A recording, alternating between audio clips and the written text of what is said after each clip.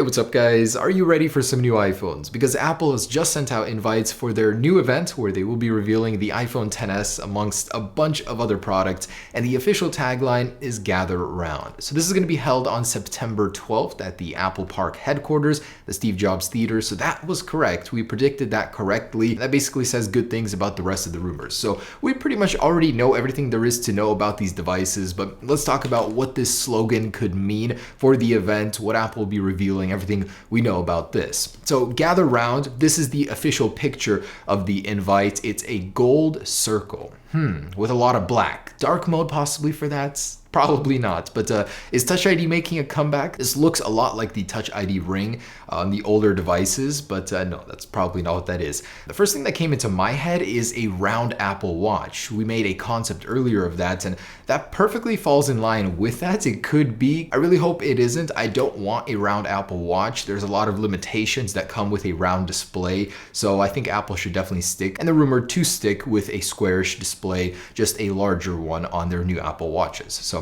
that could be it, but most likely not. And I think it also might pertain to the rounded corners on the iPad display, possibly, because they seem to be rounding the displays on all of their devices. But most likely what this is gather round at the Apple Park. The campus itself is a giant circle, so that basically explains what that could be. Although I always like to search for a hidden meaning, because Apple in the past has always had a little bit of a clue in their invite promos. So it could mean something, it might not. But what can we expect at this event? So obviously the new iPhones, we've got the iPhone 9, the XS, and the XS Plus. There will be a new gold color for the iPhone XS and XS Plus, and a variety of colors for the iPhone 9. Obviously the stars of the show, we've talked about them extensively. If you want to learn more about those, I have a bunch of leaks on this channel. Otherwise, there will be new iPads, an 11-inch and a 12.9-inch with no home buttons, Face ID, a huge display, slimmer bezels, and improved cameras. So those are coming as well. We've got the Apple Watches, which are just going to be a larger version of what we have already. It'll be a new form factor, but overall it'll fit the same bands. It'll be very, very familiar, just a larger display. There's rumored to be a MacBook Air replacement, which will fall between the MacBook and the MacBook Pros.